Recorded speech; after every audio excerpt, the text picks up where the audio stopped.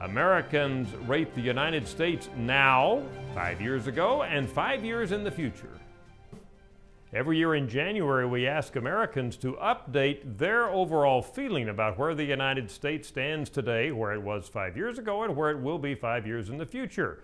This is our Mood of America analysis, which comes just before the President's State of the Union address.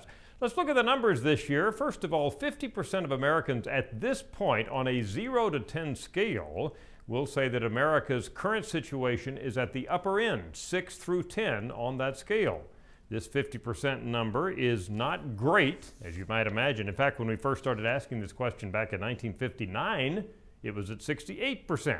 But it's about the same as it was last year. 77% of Americans say 5 years ago they would have rated the state of America with a 6 to 10 rating in a positive scale. So in other words, Americans looking back fondly at the past say things were great then, now they're not so good.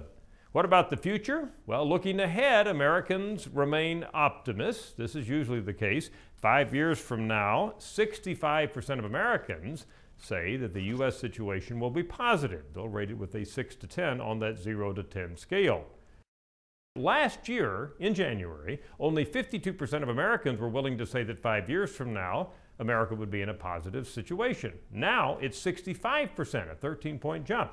Why? Why have Americans become more optimistic now about what the future is going to hold for us?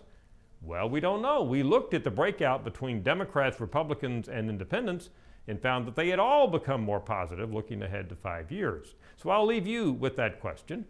Why do you think that compared to last year, Americans now are quite a bit more optimistic about the future of the country than they were?